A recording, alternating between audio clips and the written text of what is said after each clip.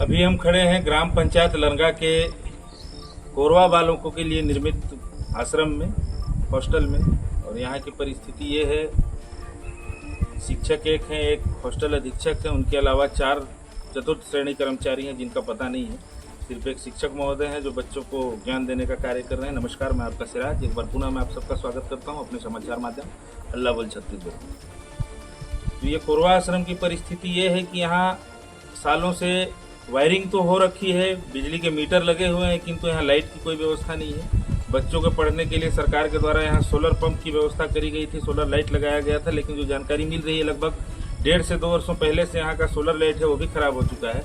तो समझिए बच्चे यहाँ पढ़ेंगे क्या? उनको खाना खाने के लिए डिनर के टाइम का वेट करना नहीं पड़ता है। उनको शाम का खाना, जो मिनिमम आदमी 8 बजे रात को खाना पसंद करता है, रात का खाना, वो खाना यहाँ के बच्चों को 5:30 बजे खिला दिया जाता है। क्योंकि रात के समय में जंगली एरिया है, कीड़े मकोड़ों का माहौल रहता है, बच्चों के खाने में कीड़े मकोड़े न गिरे, इसलिए यहाँ के जो खाना खिलाने वाले प्रभारी हैं उनके द्वारा 5 बजे तक बच्चों को खाना खिला दिया जाता है। आप समझिए 5 बजे का बच्चा खाना खाया हुआ, दूसरे दिन सुबह 8 बजे उसको नाश्ता मिलता है। तो कोरवा बच्चों के साथ कितनी ज्यादती हो रही है, यहाँ पे प्रशासन और सरकार की कितनी कमजोरी नजर आ रही है, आप स्वयं समझ सकते हैं। बाकी की जानकारी के लिए आप देखिए हमारे बगल की स्क्रीन पर आपको नजर आएगा कि किस प्रकार की त्रुटियां हैं इस आश्रम में।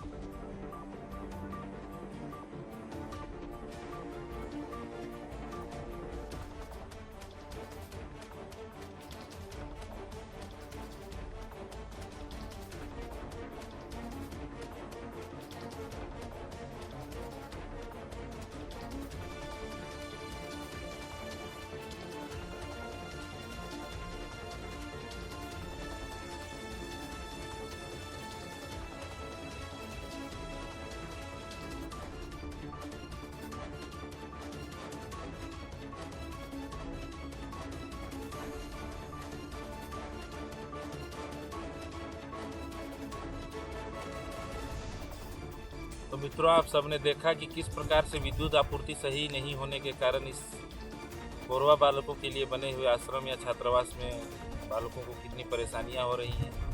आपने देखा कि पूरे हॉस्टल में वायरिंग की हुई है, पंखे लगे हुए हैं, किंतु किसी काम के नहीं। और रही बात यहाँ की स्टाफ की, तो मैं शिकायत किसी की नहीं करूँगा, किंतु चतुर्थ श्रेणी के 4 कर्मचारी नदारत हैं। एकमात्र शिक्षक हैं जो बच्चों को शिक्षा देने का कार्य करते हैं। और यहाँ के जो अधीक्षक हैं उनका जो कुर्सी टेबल लगा हुआ है, तो कुर्सी पर कुत्ते विराजमान हैं, ये भी आप देख चुके हैं। तो इसमें शिकायत वाली बात नहीं है, बस सरकार से निवेदन है कि यहाँ पर विद्युत आपूर्ति सुदृढ़ की जाए, ताकि महामहिम राष्ट्रपति महोदय के दत्तक पुत्रों को जो पढ़ाने का प्रभार या पढ़ाने का जिम्मा जो इस आश्रम के शिक्षकों को दिया गया है उनको सहूलियत मिले। बिजली रहेगी तो बच्चे सही समय पर खाना खाएंगे। बच्चे यदि सही समय पर खाना पीना करते हैं तो पढ़ाई में भी उनका मन लगा रहेगा।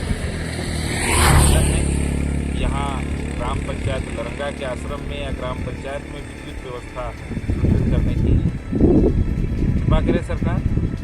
बस इसी प्रकार की खबरों पर बने रहने के लिए निवेदन है आप सबसे।